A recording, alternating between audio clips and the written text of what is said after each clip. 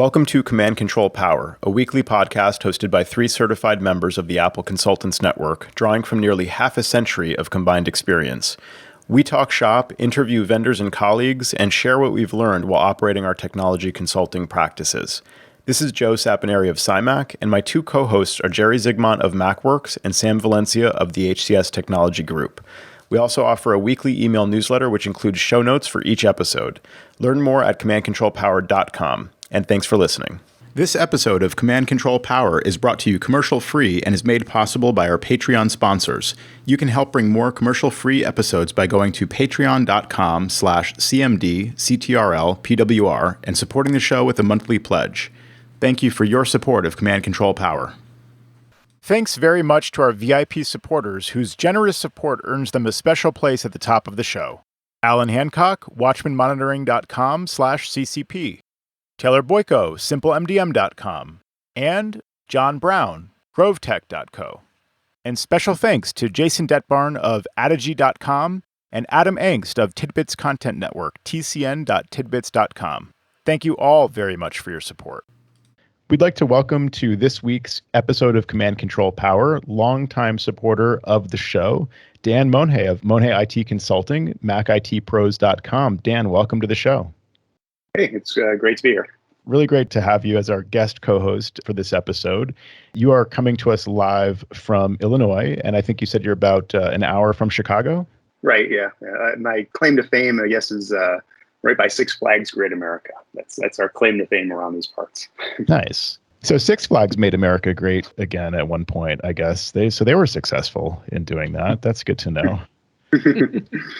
And then we'll just steer well away from politics from now on. And Dan, and one of the other hats you wear, just so listeners have kind of a more complete picture, is you do some support. I guess you work for Watchman Monitoring. We're all users of Watchman Monitoring, and I'm sure many of our listeners are as well. So can you speak a little bit, of course, very generally about the work you do for Watchman?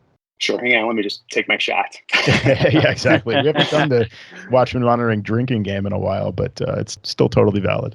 So I'm considered the subscriber ombudsman. I always have trouble saying it.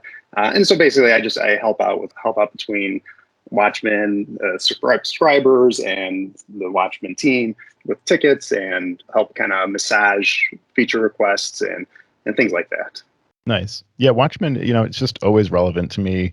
Did it yesterday. I sent a client a link to, our little free trial of Watchman Monitoring because it was a client we had worked with a while ago who I guess we did an upgrade for like 3 years ago and then just reached out of nowhere and said, hey, I want to drop off my computer so I can, get the hard drive upgraded and whatever else I need to do to, I want more memory so I can upgrade to the latest Mac OS. And I'm like, where's this coming from out of left field here? Upgrade the hard drive. What are you even talking about?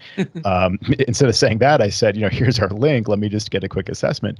She said, okay, great. I'll do it later. So I got the email from Watchman, here's a new machine reporting in. And I emailed her back and I said, your memory's fine, your storage space is fine, your hardware is fine, qualifies for the latest upgrade. We can do that for you. And it just next steps totally spelled out, ready to go. And she was like, wow, that was fast. She was so impressed. And it was way easier than writing an email. Click on your Apple menu. Tell me how much memory you have. Tell me about your hard drive. Does it say flash storage? Does it say SATA drive? What model do you have? I mean, just imagine like writing that up and then actually getting the right info from the client, being able to trust it. Watchman just makes that so easy. So, here's my just latest, win with Watchman. It's kind of my starting point for that kind of assessment. Yeah, I do the same thing even with obviously with my clients. I mean, not only am I work with Watchman, I obviously have my own business, and that's one of the first things I do is I throw it on their computers, potentially a new client, throw it on all the computers, and then at least get a good baseline of where they're at in terms of OS and what kind of hardware they're working with, age of the machines, and things like that. So definitely makes things a lot easier. Just to keep the Watchman conversation going, because I want our fans nice and loopy by the end of the show. It was in reference to your contact menu in Watchman Monitoring. Curious as to what people keep in there lately, because I just cleaned mine up a little bit. I had I had a blog link in there that no one ever used, and I thought it would be useful for people. So I slimmed down my contact menu, but just wondering if you guys have anything cool or different or interesting in your Watchman contact menu. I can say I have some of my famous affiliate links in there. I mean, number one, of course, you can stuff it into your clients' contact menus to make it easy for them to stumble into one of your affiliate links. It's always a good idea sales-wise. It's also a good idea, I would say, if you have a staff, if you have people you work with, and you have an internal group in Watchman where you have your own company devices, you can add a contact menu specific to, your internal company use with your own affiliate links. And sometimes, some of these links are ones we don't share with clients necessarily, but they're like links to recaps we have listing all different equipment that we might recommend. And these are the Amazon affiliate links for hardware. And then of course also we have our, 1Password affiliate link, Backblaze, Malwarebytes. So if I want to encourage my staff to, use those links when emailing clients saying, well, we recommend Backblaze, here's our affiliate link, I just put them right in the menu to just, it's an easy place for my team to get them as well. I like that. I actually didn't think about putting affiliate links for my internal team in there. I put a lot of those in 1Password. I'm interested in that option of putting it in the Watchman menu because sometimes 1Password can be a little cumbersome depending on how much stuff you have in there. That's not like the main link that is assigned to our, let's say, Backblaze account. It's one of the secondary URLs, so it's not as easy to get to. I like that thought process. What can I add to mine? And this is where I always pull from the crowd and find out what you guys are doing. Right. Yeah. So, I do a lot of the same things. I also have in there if they wanted to start a remote session. So obviously that just fires up that. I use Splashtop SOS, so they've already got it installed in there. So it just fires that up. But in particular, I have one client. They're actually a larger corporation, but they contract me to help with their Mac group. The problem that they were having was obviously they didn't know anything about Macs. In the contact menu, since they're all PC, they always had something like, this such file is on the M drive, or this is on the U drive, and this is on the X drive. And so they had all these drives labeled, and they're all mapped on the PC, but obviously on a Mac, you don't get that. They have to put in SMB / all that. So all I did was click on that in the contact menu, and at least then they don't have to try and figure out or hit go, connect a server, and do all that kind of stuff to actually get to those server shares. Yeah, that's an interesting one too. I actually reminded myself that we did that for a client once where they end up using the little icons we add to their dock, to get to their server usually, but we had added it to our contact menu for that client as well to get to the server. Those are supported really well. One thing I'd like to see that I was hoping I could somehow figure out, we also use Adigy, of course. So one of the new features of Adigy is to include scripts in the self-service app, the Mac Manage app. I have a situation where the method of connecting to the server is non-standard, let's say. Basically, the bottom line is we have a script to connect to the client server rather than using like just a simple link to the server. So one thing I'd really like to be able to do is just have the Watchman Monitoring contact menu be able to like call out to Adigy to tell it to run a script, run the script called such and such, or run the script with this ID or something like that. I don't know if there's a way to do that. You can kind of, you can put in arbitrary, like I think file URLs and things like that, but I don't know if Adigy supports the proper like hooks to be able to call that from Watchman. But there's some really cool things you can do if you poke around in Watchman Monitoring and just go to the contact menu and just, see what's possible there. One similar thing that it might be similar to what you're kind of looking for. So what I've done, the same client, they have this thing, it's called a U drive. Well, the U drive is the user drive. So that's their home share. Obviously, it's going to be different for every user. So what I did is I actually just created a script editor app that does the script. It actually looks for a specific file because they also use Nomad for authentication. So it actually looks for their username. And so it completes that, SMB URL to get to their specific U drive. Things are possible if you play around with it. That's usually the general workaround I'll end up doing is just creating a script editor app and then just call on that. Obviously it has to be installed somewhere on the machine and then just call on it through the bundle identifier. Oh, that's super smart. So yeah, so the Apple script, app basically would kind of be the little conduit there. Maybe it could even be scripted to do it directly. I was happy with my solution for creating a script and then running it from the self-service app. So I could either have like an Apple script app, just run that same script somehow. I guess your point is you can always open an app. You can launch an app, that's installed somewhere on the system, either by bundle identifier or I think you can do it by like file URL, if I'm not mistaken. And so you can deploy the script app, using something like Adigy. So it's just on all devices and then call it from that menu. Dan, do you want to tell us a little bit about your practice and a little bit of information on where your referrals come from and ratio of business to residential if you do any of that kind of work? Sure. I actually only deal with businesses. Started doing this about 12 years ago, born a little bit out of necessity. In that beginning part, I did take on residential. I took on pretty much, obviously, anything. As the business started to grow, I found that dealing with other businesses was just much better for my temperament. So that's when I started moving away from residential, and I only deal exclusively with other businesses. The ideal business is probably somewhere, 3 to 30 users. I use a lot of the same tools that everybody speaks of. A lot. Obviously, I use Watchman, Mosel for MDM, heavy into Zendesk. Ratio-wise, it's 100% businesses only. If I do still get the occasional residential client that will reach out to me that I may have done something for, 8-10 years ago, I have somebody locally that I just refer them to now because that person just deals exclusively with residential people. So it works out perfectly. And where did most of your business referrals come from? Was it eventually word of mouth over time, or do you have a good relationship with the Apple Store, or how does that work? So actually, I've never gotten a referral from the Apple Store. It's all been word of mouth. So usually it's just like, I go get one client. That client would talk to their other friends and just grew organically. I used to do Google ads, and they worked for a while, and then they stopped working because they don't like you being tech support or whatever doing Google ads. So I don't do any of that anymore. Now it's just mostly me, reaching out. I'm in constant contact with my clients, and I am also a TidBITS content network person. So they get those emails, so they never forget about me. And then a lot of times they'll forward those emails on to a friend of theirs who may happen to also own a business or who knows somebody else who owns a business. I will get the occasional, hey, so-and-so told me about this, and they happen to be a residential client. So then I'll just refer them on. Pretty much word of mouth the whole way. Just to chime in on that, the Google ads, I was paying them a lot more money a few years ago. And just like you experienced, got a little pushback. At one time, my accounts were suspended, and then they weren't suspended. And I just decided to give them less money. So I am paying them a trickle amount, and supposedly my ads are still displaying. And I really, at this point, can't determine if I even need to keep that going. It's really hard to tell. It's just not the lucrative way to advertise your business that it once was. And TidBITS, we're all users of TidBITS here, TidBITS Content Network. And by the time this show broadcasts, it'll be a couple weeks old. But TidBITS did a terrific job capsulizing and reviewing the most recent Apple announcement for the new MacBook Pro 14s and 16s. Thank you, Adam, and your team, because as soon as that hit my mailbox, that went immediately out to all my newsletter subscribers, and I put it on my blog. And it's a great way to be on top of the business, but also it's a good way for you to generate more work. Because as soon as your clients get those emails from you, all of a sudden somebody realizes, hey, I've been really wanting to get a MacBook Pro, and I didn't get a chance to talk to Dan or Sam or Joe. Just got his newsletter. Boom, I'm going to call him up. It really helps lubricate your business pipeline. Oh, yeah, for sure.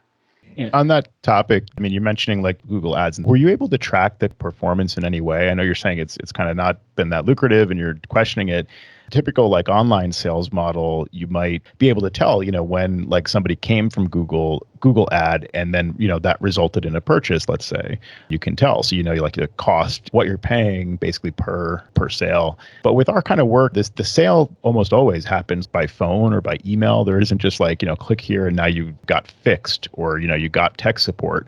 Although, I guess you could link your Google ads in through like Harmonizely somehow and collect payment through there and also book the appointment without even talking to the client. So it's in theory possible, but I'm just curious, like how, have you been able to track the performance of that and then compare that to like your newsletter example, which in my experience, like I've always said, it just results in people replying. It's very easy to see like the sort of hook of a newsletter. But how do you compare that to like Google? With Google, it's really hard to track, like you said, in our business, because unless you're linking it to a sale, buying a piece of software or something like that, and the referral came in from the Google ad, somebody spent $100 to buy a piece of software, or you could probably link it to the phone number.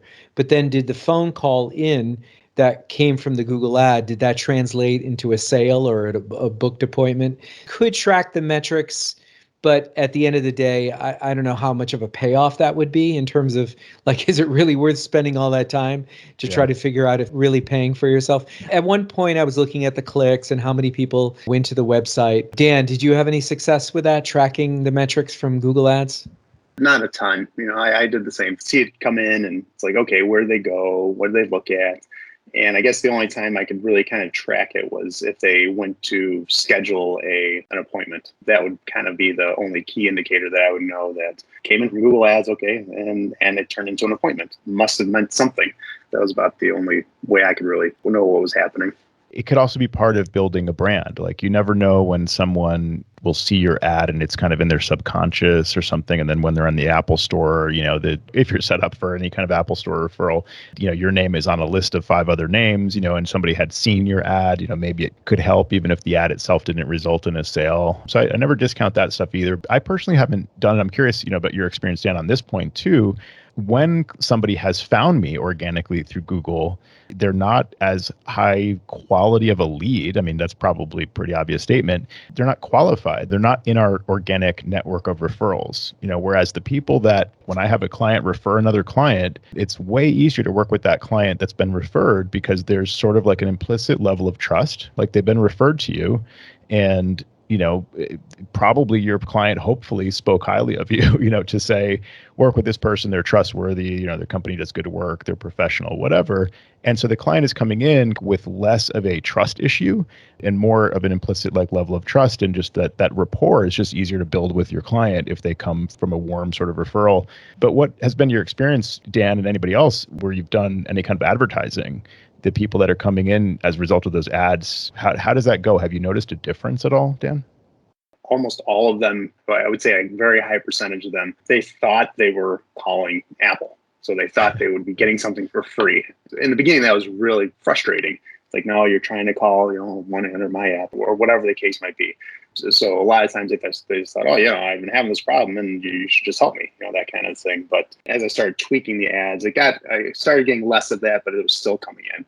And then that's actually around the time I decided to start using like smith.ai, so that when people were calling, nice, that they would do the weeding out for me, and they do a lot of the weeding out for me, which really helps. That's what we call the Jerry Zygmunt plan. You pay Google to advertise far and wide. You pay smith.ai to filter out all the crap, and then once in a while you get a referral. And then you say no to the jobs. Right. That's right. Nice. I don't know. I think smith.ai should be on the drinking card too. I know. I told you I want to do Smith AI for tech. Somebody's going to just steal that idea. I mean, it's not my idea anyway, but wouldn't that be great if they could just handle the work too? Take the easy ones right off the top of the list and then, keep a percentage and charge the client, keep 30%, give me the rest. I'm on board for that. Have you tried restarting? That'll be $50. And I think I even posted that in the Mac admin Slack. Never asked Smith.ai to do it, but somebody did call in, and it was one of my clients, and they ended up getting it. They actually said, well, have you tried restarting your computer? Person did restart the computer and it fixed the problem. So, you get the summary back from Smith.ai. I'm like, oh my God. I'm like, this is the best answer ever. That's amazing. Like, that was the entire month's worth of Smith.ai right there. It was just totally worth it. That's when they just send at the end of the little notes for them to write up. Smith.ai should just include the mind blown emoji. Wow, this is great. Just turn up the throttle on that. Love that. I remember you posting that. That's probably what inspired me to think about this again. But yeah, that's a fantastic story, and it's a great kind of linking of services. I'm wondering, like, the ones that get through, I don't know. In my experience, I've just had people that have just had caused me grief, just issues. Here's my issue. And I reply back with my assessment and estimate of time or whatever. We do the work. They end up being hard to work with. And then they end up saying they don't want to pay. How about if I pay you half? It's like those kinds of things. I'm sure they're not all that way, but in my experience, there's just enough of those where I just haven't bothered with it. But I realize also, it's kind of like a card in my back pocket, because if and when I ever need to increase my incoming requests, I can just start marketing, which I've never done. So I just have to figure out a way to do it where I get those higher quality referrals. I just wanted to interject about Smith AI. They also offer chat, and I'm using their chat bot that costs me nothing. I have noticed that leads seem to filter in from time to time using this online chat through your website, because it's got prepared answers that I've created that it can give back to somebody. It separates the wheat from the chaff. So, if somebody's looking for, a repair because they spilled water, it gets rid of that person. But at the same time, there have been prospects that have come through the chat. And oftentimes, this will happen late at night where somebody's, trying to solve a problem and it's too late to call. So they're not going to call into your main number and they may not want to send an email. The barrier to entry is so low with that online chat, even if it shows that you're offline, because they're getting feedback as they put in some information. It's been terrific for me. I can't recommend it enough. Dan, have you used that at all? I've received the emails about it, and I just haven't started using it. And I was always wondering how it actually went. When I first saw it, I kind of took a punt, because I'm not one to give much weight to these online chat bots. Sometimes I just kind of roll my eyes and they just go off into the ether somewhere and nobody ever gets back to you. But it's been great for grabbing a potential lead late at night or somebody just doesn't feel like writing an email. So I highly recommend it. And you can do it almost for free. I don't think I'm paying anything for it. And they have an option where they can actually man the chat, like supply. Yeah. Wow. Right. Yeah, that's cool. Zendesk does something similar. I think they do a supply of preset answers, but if you want to go live, you're the one answering the chats. I have received a few different offline chat requests where they turn into an email, and we have it actually go in to create a support ticket automatically. Smith.ai is different in this sense, but we're either online or we're not. And if we're offline, they can submit a request. It goes in, creates a support ticket, and then we reach back out to them. And I've gotten a few different clients over the last quarter just in that method alone. To circle back with that, Dan, what you were saying about people thinking that you're Apple, that's one of the things that I have built into the bot. It definitely makes it very, very clear, that we are not Apple and that this is paid support. And so that's been great too, because a lot of people have replied, oh, I thought this was free support. And then they just go away, which is what you want. I'm going to have to make a note here. Make sure to go look at Jerry's website and steal some ideas. Yeah, nice. That's what we all do. Get on with the chat and say, I have an iPod. It needs a new hard drive. I have an important question for Jerry. What exactly is chaff? Like you say wheat from the chaff a lot. What is chaff? I'd have to Wikipedia that. I don't really know. I just know the correct phrase is champing at the bit, not chomping at the bit. Because a horse, when he chews the bit, will champ at it. I don't know where that comes from, and I have no idea what chaff is. So there's our show title, though. I think those are some good questions for your chatbot. We should just start peppering it with random grammar questions. Oh, that's awesome.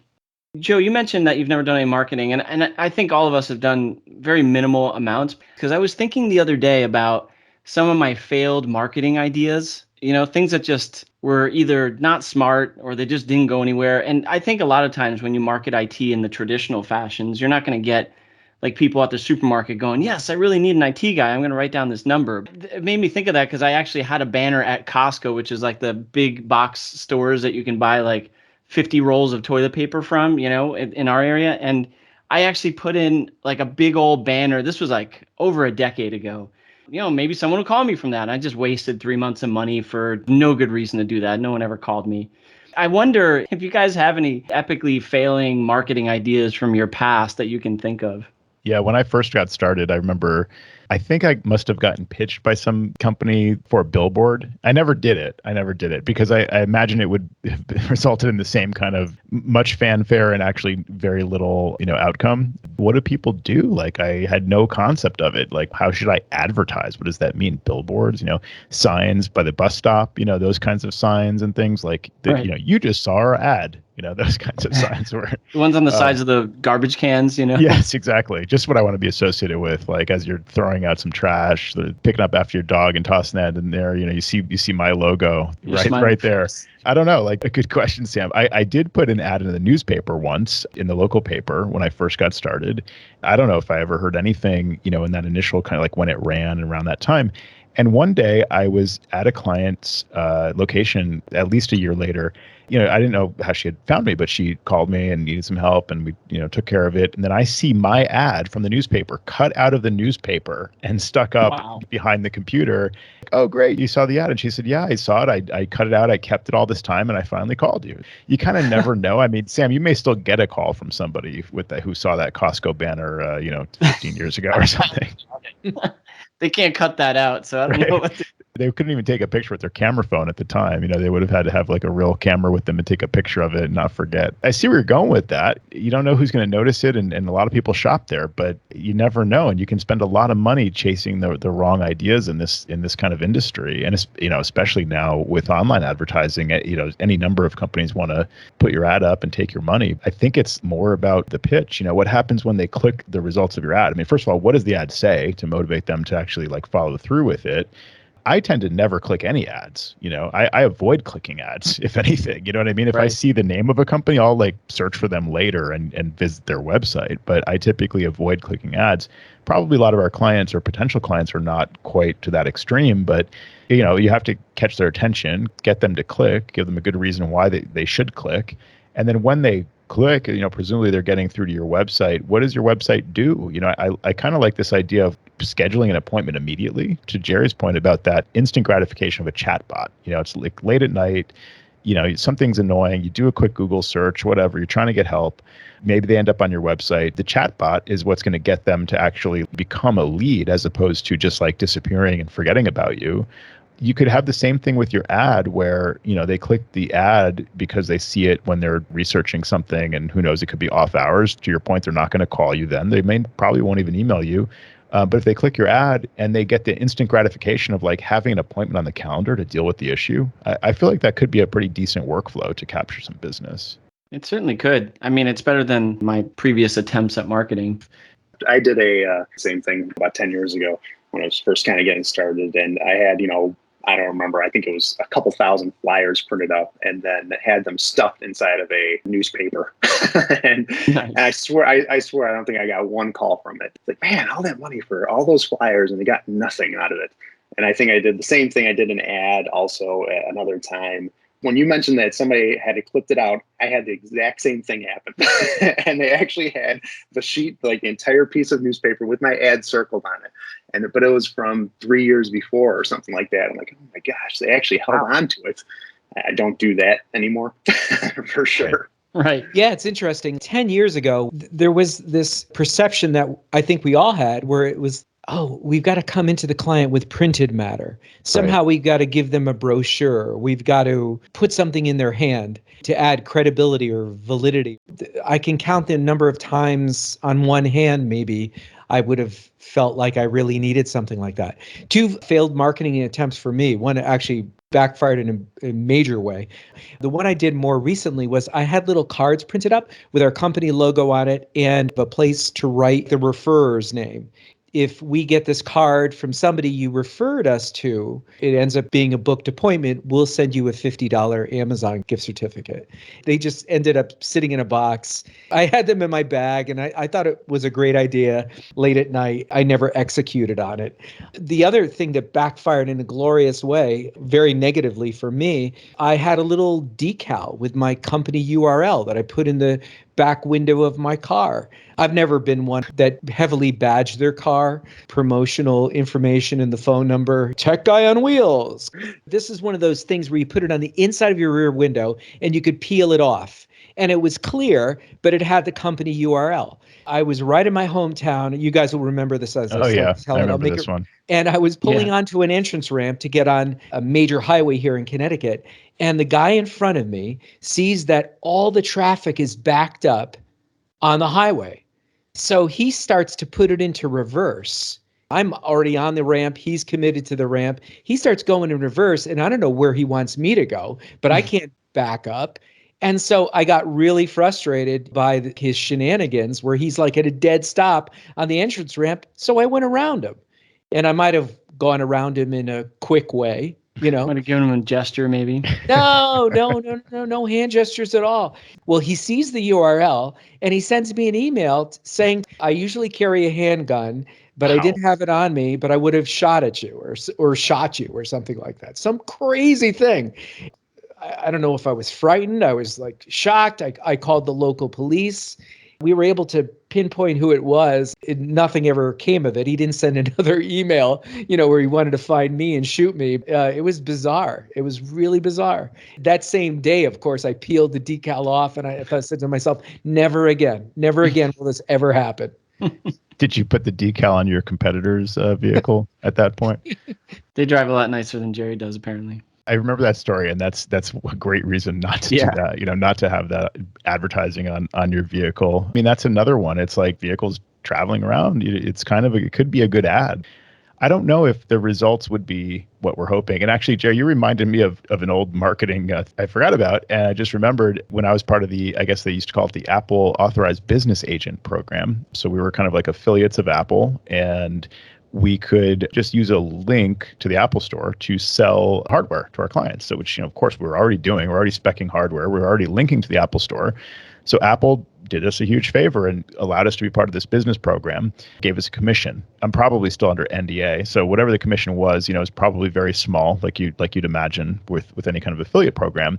You have to say from Apple. From Apple, sure. I mean, because some are pretty generous, but this is hardware with already probably fairly low margins, even in the Apple world. And so there wasn't much to go around, but it was something. When I was getting started with this program, I thought, I want to start to funnel some sales through here and get clients used to this and so on. So how can I generate some interest? And I was browsing the refurb store one day, and these iPod shuffles, this is how long ago this was, iPod shuffles were available refurbished and maybe like a package deal. I don't know if they ever did this, but like some kind of thing where you could order them in bulk and get a discount. And I probably had a discount I could use if I hit a certain number. So I took the plunge. I said, here's what I'm going to do. I'm going to incentivize clients this holiday to place their orders through my links. The first 10 clients or whatever it was would get a free iPod shuffle, right? The problem is that the scale was off because, if it was the first 10 clients did that and they got the iPod shuffle, and then the next 90 clients would have made up the difference, would have subsidized the cost, and I would have made some money on it. But instead, I think I had about 5 or 6 people actually place orders. There was no way that my very slim margins paid for the iPod shuffles that I actually bought to give out to the clients who took me up on it. So live and learn. That's the fun of business, is like you have ideas sometimes and you can kind of just figure it out and give it a try. So it can be fun, and hopefully a learning experience if it's not successible. At the time, it wasn't fun for me when I spent all that money. Yeah, me neither. Exactly. Like Dan said with the flyers, right, Dan? I mean, it's just like I spent all this money. Yeah, I used to do business cards every year. Apple comes out with a new Mac OS version. Their branding, their marketing kind of changes. The background changes, that kind of thing. The icons change. I had the little Mac OS, the initial view when you first start up your Mac. I just recreated that in Photoshop with little app icons and the background and the menu bar and the whole thing. And my info was in the menus, please. So if you click on, my company name, which is the menu in the top left, next to my company logo, I replaced the Apple logo with that. You'd see my various bits of info in there. And every year I'd have to, of course, update it because I wanted to stay current. I didn't want to look outdated. And then, one year I realized we don't even hand these out anymore. These cards are just kind of we don't need them anymore. But for a while, when I was first in business, I had this intro to business class. And they were pretty insistent. You got to always have a business card. You're talking to friends, you're meeting a friend or whatever, and they mention something about their company or they might need help. You've got to hand them a business card. You have to have them on you. And so in the early days, I did, and even then, it was maybe starting to be outdated. But fast forward many years later, and of course, business cards. I don't think most people do that unless it's kind of a throwback kind of thing. I wouldn't mind some kind of cool technological card that's kind of like a piece of art, that I could hand somebody that would, they would keep it forever. But these days, I mean, do you guys ever hand out business cards? Like Sam, you go to a client meeting, do you hand them a business card or anything kind of physical like that? I want to hear what everyone has to say on this, but I'll tell you that I did it recently. Well, maybe in the last few months, let's say, is when I remember it. And I asked, and I'm like, here, would you like a business card? And he's like, dude, who still uses business cards? And with such disdain. I was like, wow, okay. That was not the reaction I expected at all. How about leaving a voicemail for people? I mean, my brain will never not do this, but I tell them why I'm calling and who I am, and I always leave my phone number, and I read it twice probably still. And I think to myself, I mean, first of all, are people even checking their voicemail? But anyway, I'm probably calling their mobile phone in 90% of cases. So I need to get out of the habit of leaving my phone number, because that's another outdated thing that, we used to do way back in the day when we were leaving voicemails on people's home answering machines and, business voicemail and whatever else. Potential new client, I think I met with them 3 weeks ago, maybe a month or so ago. And as I was talking to them, I talked to them before and kind of gave them a little bit of a review, a refresh review, trying to get them onboarded. And actually, as I was leaving, they're like, "Oh, do you happen to have a business card?" Wow. And I actually did. I mean, I had a folder with me, and I actually have a few that I still have in there. And he's like, "Oh, give me like 2 or 3, because I also want to pass them out to one of the owners." I'm like, "Oh yeah, here you go." So I actually was asked for a business card, and that was recently. That was within the last month. So I do happen to have some. I haven't had any new ones printed up in, I don't know, 3 or 4 years probably. But the one box of 500 I've had have lasted me at least 5 or 6 years. So I didn't do any special designs or anything on it. They're very simple and plain, and name, number, website, email, and that's kind of about it. Yeah, I wonder if these things will come around again. I mean, obviously, a lot of people are virtual these days, but I wonder if these utilitarian types of things like business cards or branding on a piece of clothing, we may not go back to 100% on site. There has been talk even on this show about going virtual exclusively into the future.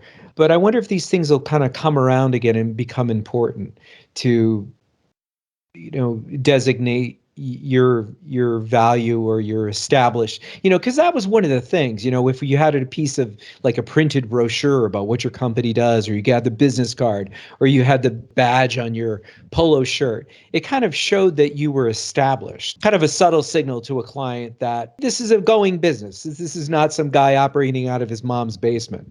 I wonder value like that will come back to these old paradigms. A really interesting question, Jerry. Just the concept of how do you signal that you're reliable, that you'll be around, you're not a fly-by-night operation. Like it used to be. I mean, the world has gone through a lot of transitions aside from just like moving away from paper.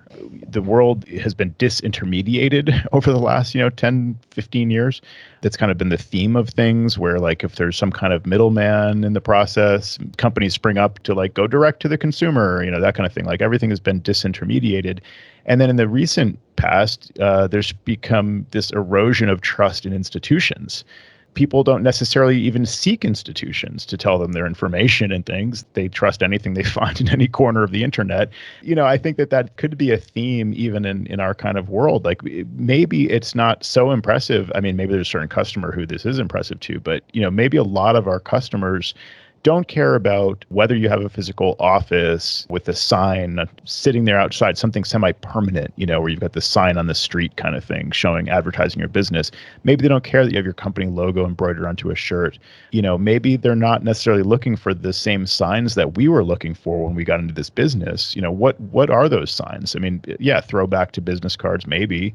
But yeah, what are some of the things we can imagine that, would send a signal like that the person is, that they want to hire you? I mean, what are they looking for? They're looking for someone they can trust. That's pretty key. And it used to be that like if you had a physical shop, maybe you were more trustworthy. If you're going to be around, when they call, that you're going to be reliable. How do we send those signals? It may be different. There may be different ways these days of sending the same kinds of signals we want to send. It's interesting that you kind of bring that up, especially the shirts. So I actually have shirts that have my logo on there and everything. Generally, almost everything is remote. I have the same larger client that one of my agreements was, every week I would stop out there in the morning for a couple of hours, and they're big enough that I'm perfectly fine doing that. Out of just basically a little bit of laziness, I know what to wear. Throw my shirt on, black pants, and that's it. Just last week, somebody actually said, "Oh, I like your shirt," and it had my logo on there and the company name. I think it actually does get noticed. Things like that get noticed when you're on site. I think that's becoming more of the exception than the rule. I think it's noticed. I think things like that get noticed. Yeah, it plays both ways. I mean, there have been times where, I've walked into, let's say, an insurance company client up in Hartford, and I found that I didn't want to go in with the badge shirt. This didn't happen at this particular location, but I have had times where people are, "So are there other MacWorks?" "What do you mean?" "Well, you're a franchise, right?" "No."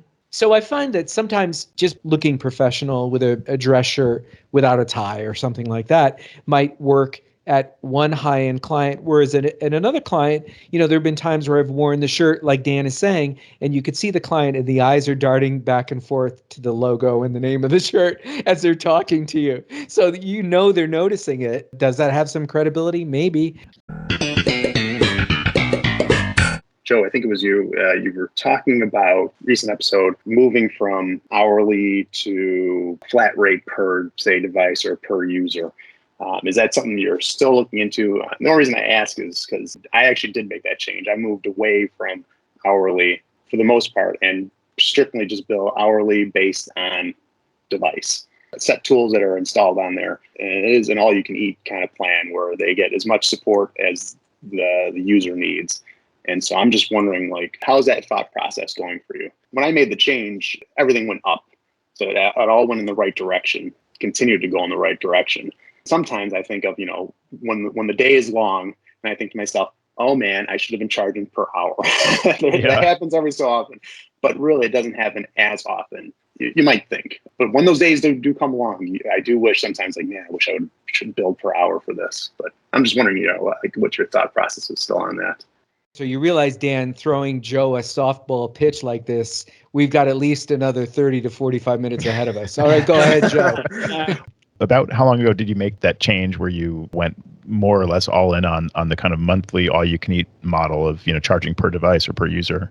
It's been at least 5 or 6 years now. To be fair, a lot of the clients that I had that were just, calling me as needed and hourly, I got them on board. It took a lot of finagling. It took a lot of talking to. It took a lot of explaining because, they don't quite always get it. But once they got it, they were all on board and they've stayed on board. So I haven't had a lot of churn, with clients or anything like that. Once gotten them, they've stayed and they've been, I assume, happy because they've stayed. Occasionally I would do bill per hour, if there's a special project or something like that. Something that's just out of the scope of just general support, something that the user needs help with or whatever the case might be. But for the most part, it is per device.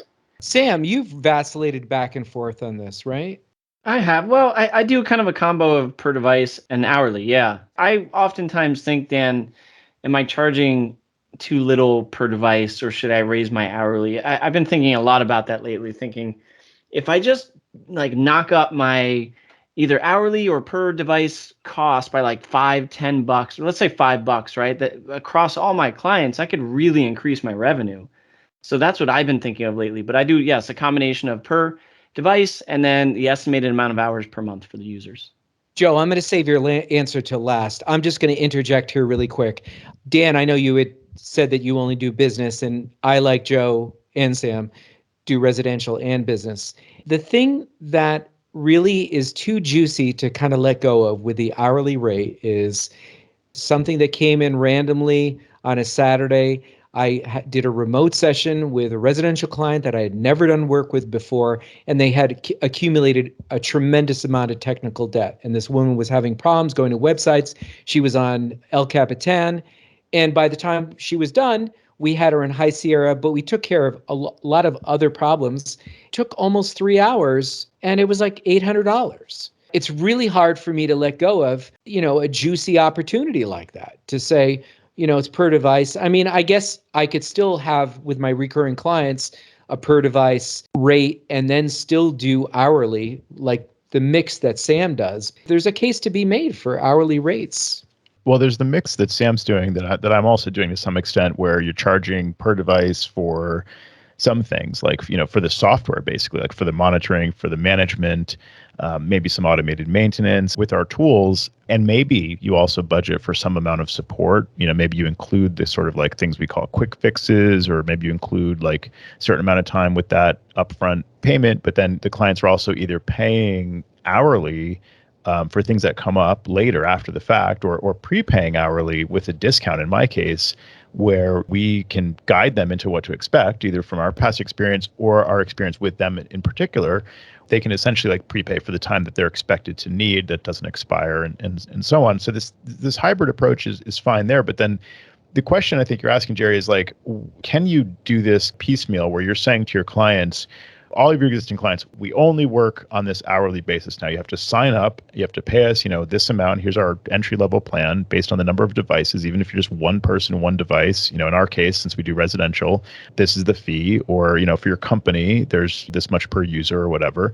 That includes everything. And then you have to spell out everything. So that's another layer. And you get through all this process. And then you get that call, from this brand new client off the street. Do you have to refer back to your own policy and say, well, I'm sorry, but I have this policy. I can't help you. I mean, you could just help them and still build the $800. And why not? But I think the reason why not is because it gets a little bit more difficult to kind of evaluate this in a case-by-case basis. If you make an exception for this one-off client, why wouldn't you make an exception for one of your existing clients that just doesn't want to do the monthly thing and wants to just pay you as they need you?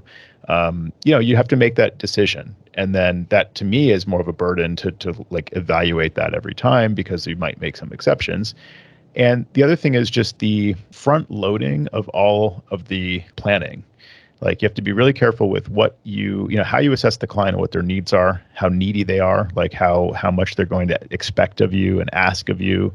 And therefore, what would be a reasonable amount to charge them per device if you switch it up, or if you just charge the same amount for all of your clients. You have to do that same work, but you have to kind of analyze the cross section of your clients and see how much support you expect them to need for just everyday things. And you can mine your information for this. I mean, I have all my tickets, all the stuff we build, that's in a system somewhere. But then you have to also identify, of those things you've billed for, which of those things would be included and which of those things are projects. So maybe you can go in and you can extract the projects from the top number and get kind of a general amount of how much we've billed for across all of our similarly sized clients or whatever in the past year. And then you can divide it out and figure out monthly what you need to be making to make the same amount or more than what you were getting, billing hourly. And then beyond all that, you have to spell out, what is everything, what's included. If it's all you can eat, what's in the buffet, and what are the projects that are not included, and maybe this is easier than I'm making it out, because there's the whole concept of add, move, change or whatever. You can kind of simplify it for clients and say, if you're adding a person or you're adding a computer, we're going to charge you for that. If you're moving something around, if you're changing something dramatically, then we're going to charge you for that as a project. Maybe it's easier than I'm making out, but I just find that hourly for me is simple. Charge for the time that it takes. And if I give them an accurate estimate, everybody's happy. So that's the way my mind always tries to analyze it. And then I just end up keeping what I have currently. But I'm always tempted to try to go to this more predictable model. There's a lot I bill for that I don't lift a finger for, because I'm not basing it on hourly. If you base it all on hourly, I know you bill a per user fee as well, but there's a lot of fees that you do stuff for, but it's you don't have to work that hour or two to get the money for it every month, and it's just recurring revenue, I do like that model. It scales better than, having to then it's scaling linearly with the amount of time available in a day. The main reason I kind of wanted to go that route, and I did go that route, to even out that curve, the ebbs and flows of monthly revenue, right? Because, 1 month you could be super busy, and the next month you're not so busy, and it's just up and down, up and down. So it was a roller coaster. It's what am I going to be able to pay myself this month? Or what am I going to, and so those questions kept coming up. And then I think I was at one of the probably Mac Tech Pro conferences or something like that. I don't recall who was talking about it, but they started talking about, if you bill per user or bill per device, then your monthly curves aren't an up and down roller coaster anymore. They're much more flat and steady. That's what I really like. I was thinking, I just thought to myself, take a little bit of guesswork out of every month's budget. That was my real driving force behind it. I did 100% get pushback. I even had clients leave, but then they ended up coming back later because they started having a problem. And I said, sure, I can help you out this time. But just so you know, do have all of my clients now on a monthly plan. And if you want to continue to do, work with me, if you want to continue to have a relationship, this is how it's going to have to go moving forward. And they get on board, and then, they were fine. To Sam's point, sometimes you don't hear from them, but you're still getting that monthly revenue. And then some months you hear a lot from them. That nice steady curve or that nice steady line of revenue, it was so appealing. That's the reason I really drove home that point, just decided to base my business off that. This sounds like a real obvious statement that I'm going to make, but you need to have the client base or the demographics in your customer portfolio to support that. Unfortunately, I don't think I do. Probably don't do as much residential as Joe does, but still at the same time, it definitely does work on paper. Unfortunately, it's not for everybody because everybody doesn't have a good client roster or demographic match, myself included. Yeah, it can be hard enough getting a business to agree to pay for a service that they actually need right now, and just to get them to hand you money for the thing they want and need. And if your pitch is, well, I want you to also give me money when you don't need anything and everything's fine, that's to me a harder sell. But Sell. but and then to add the residential on top, and that's even harder. But that said, I do have residential clients on this kind of a plan, this hybrid plan. So it would be not as big of a transition to say, okay, we're going from this plan where you pay this much per month, and on average you spend this much on other kind of help hourly. I'm proposing that we forget about the hourly, except for rare exceptions, which we spell out what would be charged as a project. And this would be your new monthly total. But I still think it would be an awkward conversation because then you're like laying it out for them very easily. I spent how much on support last year, Right. So I don't know if I want to go down that road for that reason. But that is an interesting appeal to kind of smooth out the curve there of the income. Of course, the other goal would be to increase the income. It doesn't sound like that was your primary reason, Dan, but I wonder if it sounded like you said that had been going up. So how can you speak to the metrics, at all over the last like 5 years or so? Do you find that, you're making more money with less time, I guess would be the goal? Definitely making more money. As for the time, so as my clients have grown, they've added more people, they've added more computers. So I do bill for that extra one. And, the extra, anytime they add someone new or add something new, that revenue goes up. But then that also takes my time away. So, there is a balance there.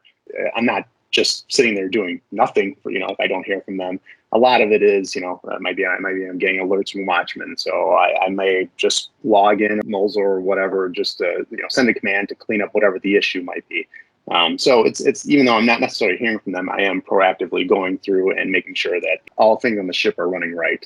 I don't know if it was necessarily just a byproduct of the fact that I ended up going that way, that my revenue kept going up, but it did. And now I'm finally to the point of where I need the help. So I need the help to be able to get a little margin in my life where I'm not just doing this, 12 hours a day staring at a computer. So maybe I didn't analyze it as well as you would have, Joe, to figure out exactly why it all happened.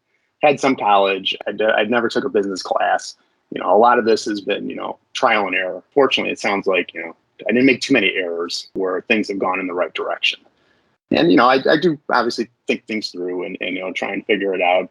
But then I also think of, well, if you don't, make a decision on something, you're going to be torn up in your own mind between not making a decision, and not making a decision is the worst decision to make. So I can relate to all that. Don't take my overanalysis as any kind of judgment on any other methods, because I give you a lot of credit for walking down that road. That's been listeners who've been listening to the show from the early days probably think of the show as the longest running intervention for Jerry and I, to get on board with full-fledged managed services, because this topic just is like this perennial kind of topic of how to do it and whether to do it and so on. As long as it's working for you, it sounds great. And I think, there's definitely a big appeal to being able to make that kind of move.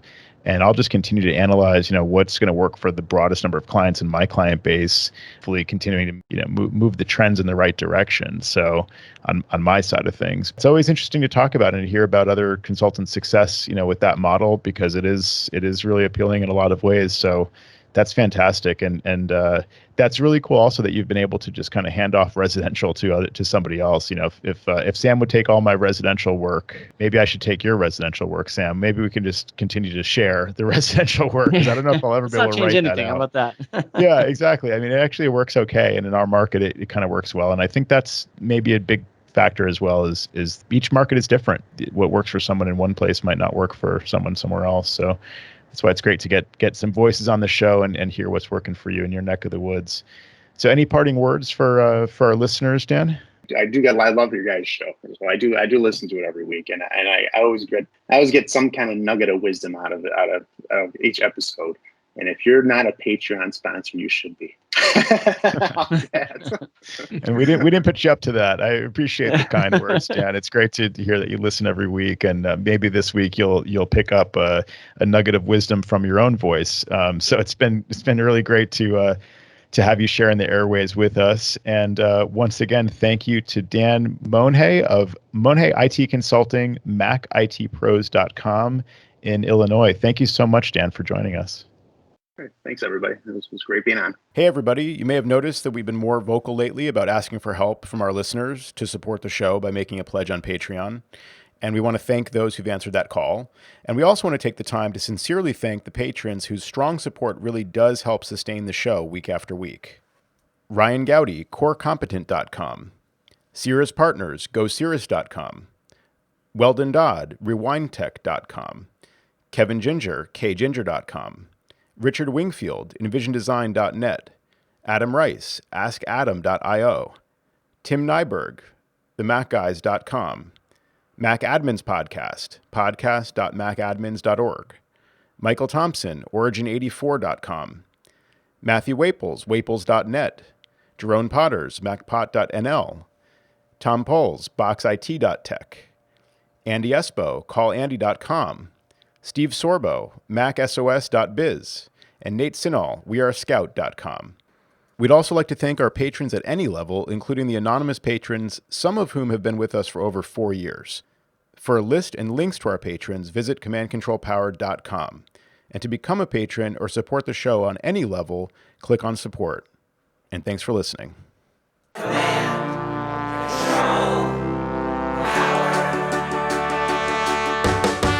Jerry does his voices of customers of all kinds. Am I on the cloud? Joe spins his deeply detailed yarns all the time. I have a whole story about this. Sam is on the road again, phoning in from a hotel. At least we know where I am. Half a century combined of Apple expertise right now. Right now. My Mac is slow